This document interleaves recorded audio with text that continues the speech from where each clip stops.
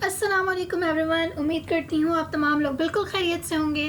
आज का जो टॉपिक हमने पढ़ना है वो हमने पढ़ना है डिस्पर्स सिस्टम। इससे पहले हम लोग जो है वो लिक्विड डोजेज फॉर्म भी पढ़ रहे हैं, भी लिक्विड डोजेज फॉर्म है, लेकिन यहाँ पे थोड़ा सिस्टम का डिफर आ जाता है। डिस्पर्स सिस्टम कौन सा होता है कि जिसमें आपके पास अनडिजॉल्व्ड पार्टिकल्स जो होते हैं वो आपके पास पूरी डिस्ट्रीब्यूशन में पड़े हुए होते हैं।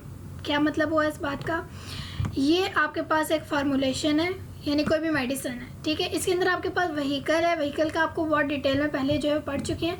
अगर आपको दोबारा सुनना चाहते हैं तो आप इसी प्लेलिस्ट में जो है पीछे जाके सुन सकते हैं।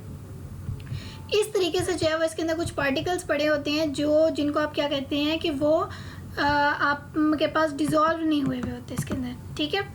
अब इस तरह के पार्टिकल्स को जो है हम लोग क्या कहते हैं कि ये हमारे पास क्या है, इमिसिबल पार्टिकल्स हैं, ठीक है। अच्छा, अब इसमें हमारे पास दो तरह के फेजेस आते हैं। एक होता है डिस्पर्स फेज, जिसको हम डिसकंटिन्यूअस फेज भी कहते हैं, और एक होता है डिस्पर्शन मीडियम।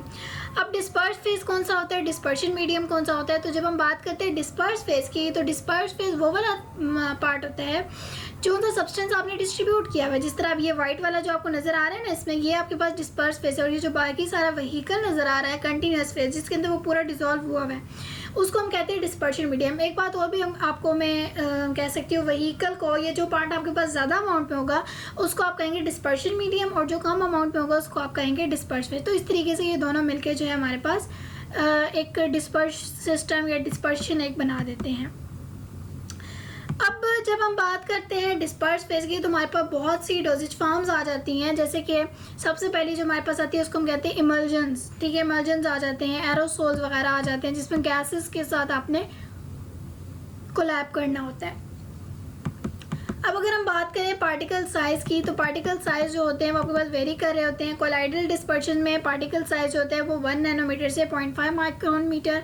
फाइन डिस्पर्शन का मतलब होता है जिसमें पार्टिकल्स की रेगुलर अरेंजमेंट होती है। एक सही प्रॉपर्ली रेगुलर अरेंजमेंट की अगर मैं बात करूं तो मैं किस तरह कहूँगी कि रेगुलर अरेंजमेंट है इस तरीके से।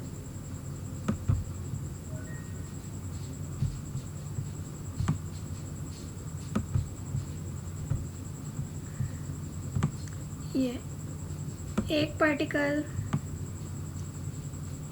दूसरा पार्टिकल, तीसरा, मतलब ये कि ये सारे सेम इन साइज होते हैं और डिफर नहीं कर रहे होते फाइन डिस्पर्शन में। जो कोर्स डिस्पर्शन होती है ना, इसमें पार्टिकल एक तो उसकी शेप नहीं होती, ठीक है। कोई स्पेसिफिक साइज तो है ऑल्दो, लेकिन कोई स्पेसिफिक शेप या उस तरीके से इसकी रेगुलर सिमेट्री नहीं होती। पार्टिकल्स आगे पीछे जो है वो अरेंज हुए हुए होते हैं और 10 to 15 माइक्रोमीटर में जा रहे होते हैं, जैसे सस्पेंशन और इमल्जेंस में होते हैं। अगर हम बात करें टाइप्स ऑफ डिस्पर्स सिस्टम की, तो डिस्पर्स सिस्टम की बहुत सारी टाइप्स आती हैं। लिक्विड की अगर हम बात करें तो लिक्विड, इसमें डिस्पर्शन मीडियम गैस है, यानी ज़्यादा अमाउंट पे जो है वो गैस इस्तेमाल की जा रही है, और कम अमाउंट पे जो है वो आपके पास कोई और सिस्टम लिक्विड जो है वो इस्तेमाल किया जा रहा है। डिस्पर्स फेज नाम इन्होंने क्या दिया इसको, लिक्विड एरोसोल्स का नाम दिया है, मिस्ट एरोसोल्स वगैरह जो होते हैं। फिर सॉलिड गैस की अगर हम बात करें, जिसमें सॉलिड डिस्पर्स फेज और डिस्पर्शन मीडियम ज़्यादा अमाउंट पे आपके पास गैस है। सॉलिड एरोसोल्स जो आप इस्तेमाल करते हैं, इनहेलर्स वगैरह आ जाते हैं इसमें। लिक्विड का इसमें इमल्जेंस आ जाएंगे, जिससे मिल्क है, दूध भी आपके पास एक इमल्जन की ही इकसाम है। सॉलिड लिक्विड इमल्जेंस में सस्पेंशन आ जाती है, एल्यूमिनियम हाइड्रोक्साइड सस्पेंशन। अब हम डिटेल देख लेते हैं कि सस्पेंशन हमारे पास क्या होते हैं। सस्पेंशन बेसिकली सबसे पहले तो हमने बात की कि आपके पास डिस्पर्स सिस्टम है, ठीक है।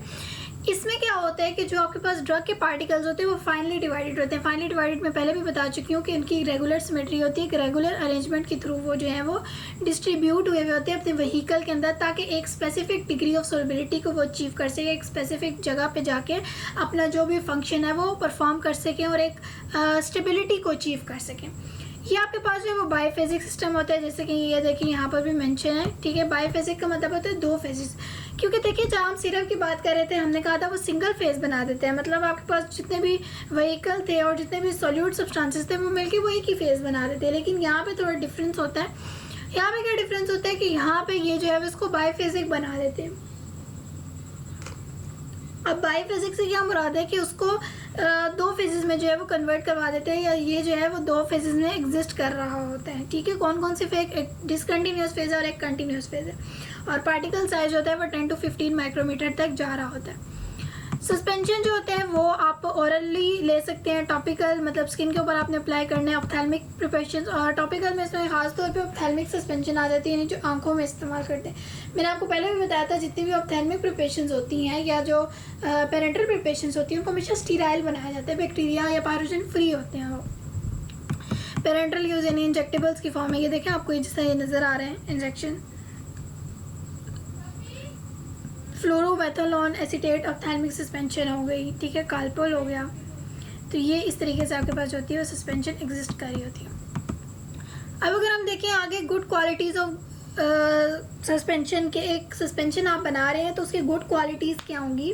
तो सबसे पहले तो ये है कि वो सेटल नहीं होंगी, बहुत आसानी के साथ सेटल डाउन नहीं हो सकती, उसमें पार्टिकल्स होते हैं वो रीडिस्पर्स हो सकती हैं। मतलब आप उनको शेक करें ना, इसीलिए उसके ऊपर लिखा हुआ होता है शेक वेल बिफोर यूज। जैसे ही आप उसकी शेकिंग करेंगी वो क्या होते हैं, पार्टिकल्स कंटिन्यूस फेज में प्रॉपरली डिस्ट्रीब्यूट होना शुरू हो जाते हैं।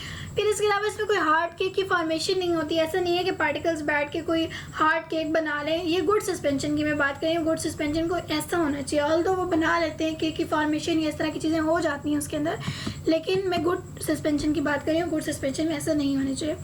इसके अलावा इनकी विस्कोसिटी अच्छी होनी चाहिए, विस्कोसिटी पे कि हम डिटेल पहले पढ़ चुके हैं, गाढ़ापन जो है उसका नॉर्मल जितना होना चाहिए उतना ही होना चाहिए। गिटी पार्टिकल्स मतलब उसमें कोई गंदा मादा या कोई फासिद मादे वगैरह नहीं होने चाहिए।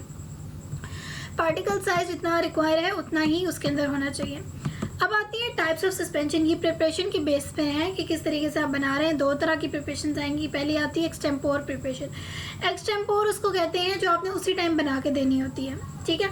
जैसे आप क्या कर रहे हैं कि पहले आपने लिया, ये आपको नज़र आ रहा है जैसे कि ये देखें, ये पेस्टल एंड मोर्टर है, पेस्टल एंड मोर्टर लिया आपने, कोई भी ड्रग ले ली, ठीक है, उसको आप टैबलेट को जो है या आप एक कैप्सूल जो है उसको क्रश करेंगे, इसके अंदर आप जो है डाल के उसको क्रश करेंगे, उसको मिक्स करेंगे प्रॉपर्ली, ठीक है।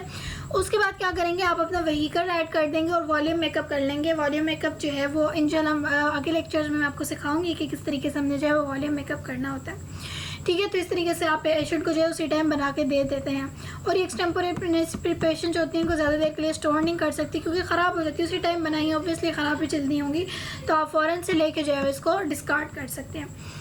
फिर dry powders for oral suspension या रिकॉन्स्टिट्यूटेड सस्पेंशन आ जाती हैं। इसमें हमारे पास क्या होता है कि इनमें आपके पास आप व्हीकल कोई भी लेते हैं, ठीक है।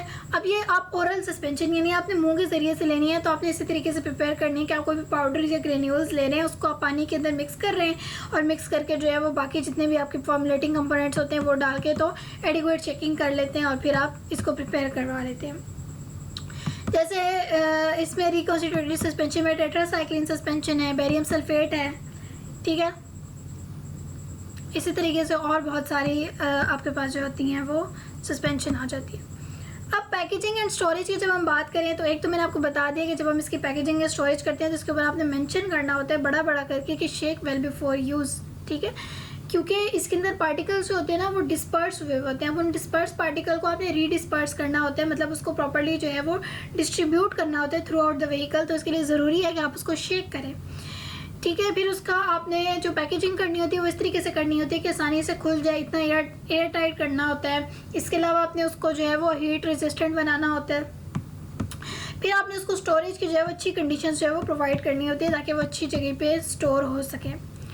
आज का हमारा लेक्चर जो है वो यहीं तक है। नेक्स्ट लेक्चर में इंशाल्लाह हम जो है वो इमल्शंस को डिस्कस करेंगे। अपना बहुत सारा ख्याल रखिएगा।